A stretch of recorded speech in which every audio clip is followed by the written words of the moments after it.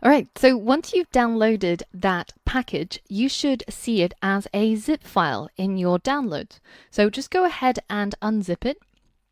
And you should see this folder called Flower Classification Model, and it should contain 3 files: deploy.prototext, flower-labels.txt, and oxford102.caffe model. This is all that we're going to need in order to create our .ml model for our flower classification model. So in order to convert this Caffe model into a CoreML readable model, we're going to need to create a script in Python. So don't worry, you don't need to know a lot of Python, and just follow along with me if you're completely new to the language. So in order to do that, we're first going to need a text editor or a code editor. So if you already have a code editor that you quite like, then just go ahead and use that. So something like Sublime or my favorite, Atom, will be a good fit for this job. But if you don't have a text editor, then I recommend you to just go to atom.io and download Atom for free. So once you open Atom, in the left navigation bar, you should see your desktop by default. Now, if you don't, you can also go to File, Add Project Folder, and select whichever folder it is that you are developing out of. So here, if you right-click on Desktop, you can create a new folder, and we're going to call it Flower Classification. And in here, we're going to create a new file, and that file is going to be called convert-script.py. Now, in order to load up those files that we downloaded and convert it using our convert script as well as CoreML tools, we're first going to need to put those 3 files that we downloaded into the same directory as our convert script. So that's the flower classification directory. So if we open up this flower classification directory, you can see at the moment it only contains convert-script.py, which we just created. And all we're going to do is just drag these 3 files that we've unzipped into this new folder called flower classification. So this way the convert script rests in the same directory as the model files. So now if we head back into Atom, you can see that now they all appear and they're at the same hierarchical level. So we can begin writing our Python script to convert our flower classification model. The first thing that we're going to need is we're going to need to import the CoreML tools library. So this is what we downloaded and installed in the last lesson. If you haven't done the last lesson, please go back because otherwise it won't work without it. So once we import CoreML tools, then we're going to be able to use some of the code and some of the methods that are inside that package. And if you have a look at the documentation for CoreML tools, then we can see what that method looks like. So I've linked to this file in this lesson, but you can also go there by just going to pythonhosted.org/CoreML tools. And you can see that it gives you a little bit of explainer what CoreML tools is and what it does and how to install it, although we've already done that. Now the part that we're interested in is the model conversion. And if you have a look in the left-hand side here, you can see that there's converters, models, and utilities. We're more concerned with the converters, and more specifically, the Caffe converter. So if you click on that, it'll take you to the converter that's going to help you convert Caffe models. And you can see that the method is using CoreML tools.converters.caffe.convert. And then you've got a whole bunch of parameters that it takes. Some are required and some are optional. So the parameters that we're going to be concerned with is firstly the model, which is a string which is going to be a string that describes the path to the particular model, so that the converter tool can navigate to the model that you want to convert. Now, the second parameter that we're going to be using is this one called class labels. And this is a string that describes the file path to a document where all the classes are named. So if you have a look in here, we've got this flower labels.txt, and if you open it, you can see that it's basically just a list of all the classes or all the names of the flowers. And the third thing that we're going to need is this image input names as a string or as an array of strings. And this is the name of the input blobs of the Caffe model. And for Caffe, usually by default, this is the string called data. So if we head back into Atom and we open deploy.prototext, you can see that you've got this key called input and its value is data. And this is by default true for most Caffe models, but if you're using a different Caffe model, just go in and check to see what that value actually is. So let's put it all together and let's create our conversion method. The first thing I'm going to do is I'm going to create a variable called Caffe model, and this is going to be set to the file path of my Caffe model. And in this case, because all three of my model files are actually in the same directory as my convert script, then I only need to specify their names instead of specifying a path. So instead of something like // blah blah / blah blah / blah blah, all I need to do is just to write the name of where that model lies. And that model is called Oxford 102.Caffe model.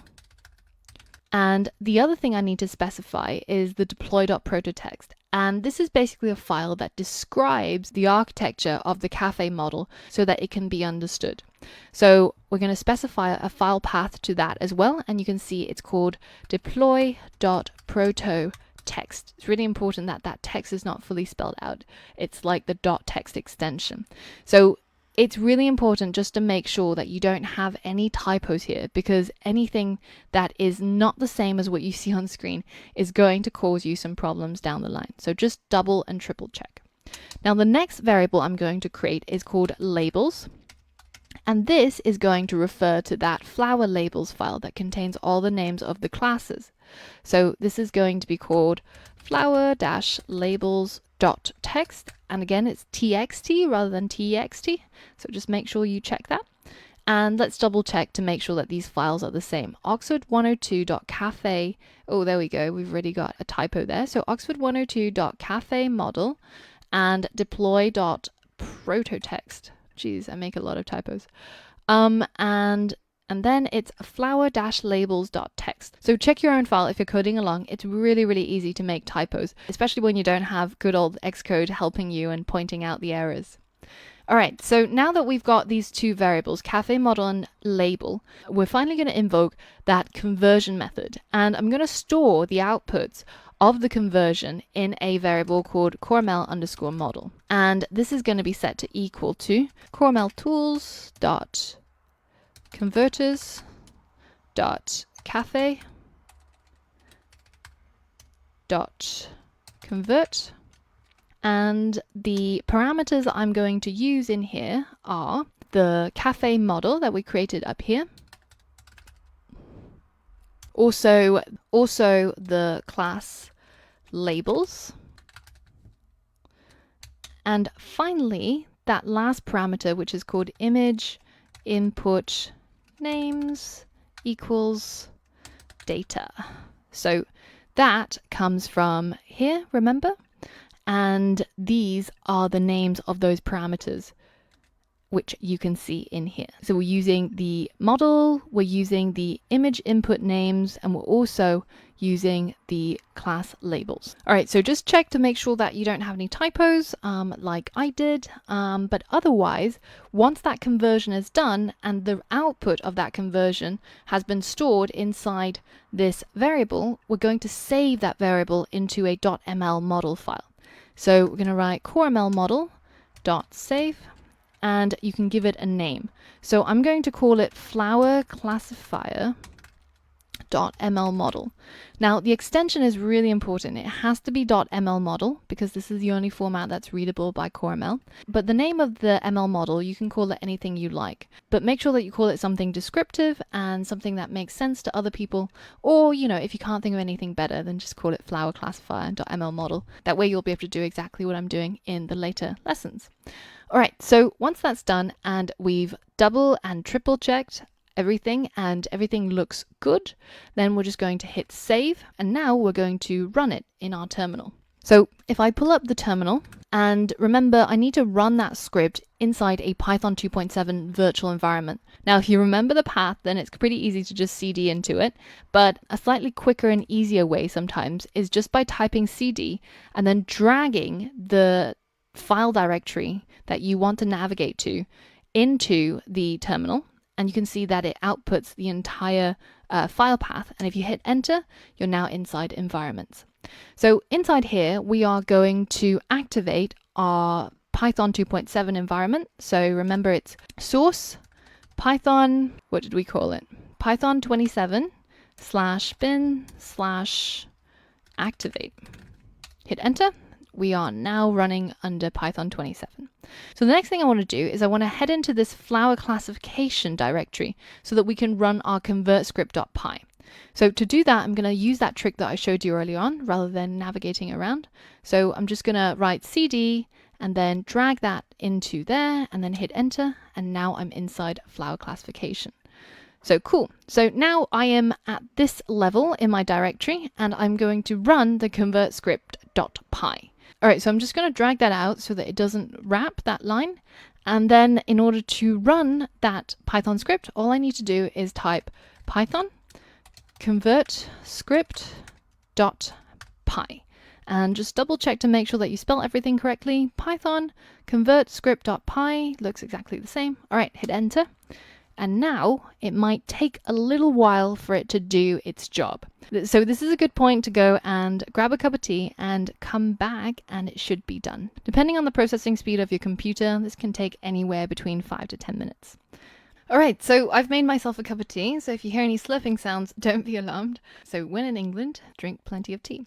Now, as you can see, this process has completed and you can tell because your prompt is back. So you can see my name and the $sign. So that's your prompt. Now, if you had any problems with the conversion, you'll probably get an error. It basically won't look the same as mine. So if you have an error, the most likely thing is that your script has a typo in it. Especially if your error says something like error on line 51, etc. So check back, compare your script against my script, or I've actually provided the script as a download in this lesson, so you can just simply download it and copy and paste it in. And that way you should be able to avoid any small typos that you might have encountered. All right, so once it's done, if you have a look inside your flower classification class, you should now be able to see your flower classifier.mlmodel. So this is what we're going to be using in the next lesson in order to bring all the capabilities of flower classification into our app. So I'll see you on the next lesson.